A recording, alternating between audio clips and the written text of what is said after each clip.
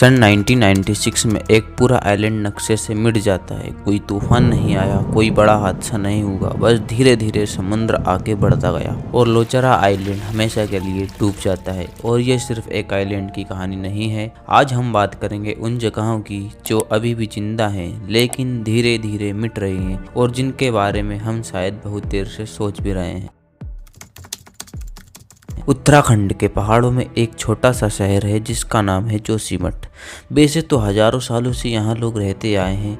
तीर्थयात्री यहाँ से बद्रीनाथ जाते हैं। ये एक जगह है पहाड़ों पर जाने के लिए। लेकिन जनवरी 2023 में अचानक पूरे देश का ध्यान इस शहर की तरफ जाता है जब एक रात अचानक लोगों के घरों में दरारें आने लगी। एक दिन में नहीं, धीरे धीरे पहले एक घर, फिर दूसरा घर, फिर पूरी गली के घरों में दरार आने लग गई। 800 से ज़्यादा बिल्डिंग अनसेफ क्लियर हो गई। लोगों को रात को उनके घर खाली करने पड़े।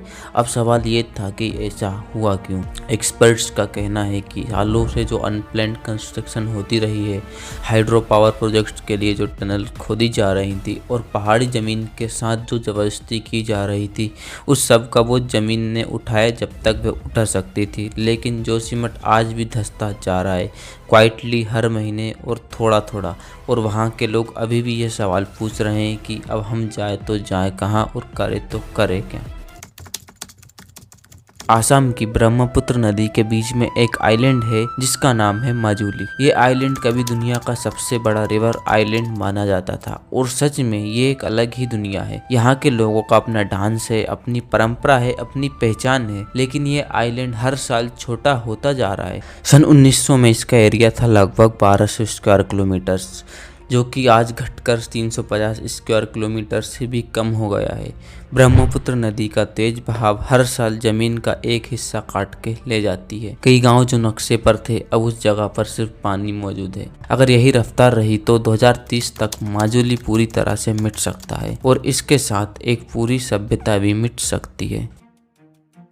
सुंदरवन के बारे में आपने जरूर सुना होगा। दुनिया का सबसे बड़ा मैंग्रोव फॉरेस्ट, रॉयल बंगाल टाइगरों का घर और 40 लाख से ज़्यादा लोगों की जिंदगी इस सुंदरवन जंगल में बसी हुई है। लेकिन इस खूबसूरती के पीछे एक बहुत बड़ी तकरार भी चल रही है, क्योंकि बे ऑफ बंगाल का पानी हर साल ऊपर उठता जा रहा है और हर साल में कुछ मिलीमीटर। सुनने में ये बहुत कम लगता है, लेकिन सुंदरवन जैसे फ्लैट एरिया के लिए ये बहुत बड़ी बात है। घोरामरा आइलैंड 1969 में 8 स्क्वायर किलोमीटर था, जो कि आज सिर्फ 3 स्क्वायर किलोमीटर बचा हुआ है। और लोचारा, जिसके बारे में मैंने शुरू में बात की थी, वो 1996 में पूरा डूब ही गया था। वहाँ के लोग जो अब क्लाइमेट रेफ्यूजीज कहलाते हैं, उन्हें पता भी नहीं था कि उन्हें कभी अपना घर छोड़ना भी पड़ेगा। उन्हें सिर्फ इतना पता था कि एक दिन पानी आया और वो पानी फिर वापस कभी नहीं गया। ये सब सुन के अलग लग सकता है कि ये कोई नई बात है, लेकिन सच में ये पहले भी हुआ है। 2000 साल पहले तमिलनाडु के पास एक बहुत बड़ा पोर्ट सिटी था जिसका नाम था पुम्पुहार। सिल्क रोड का हिस्सा, दुनिया भर के व्यापारी यहाँ आते थे। ये एक थ्राइविंग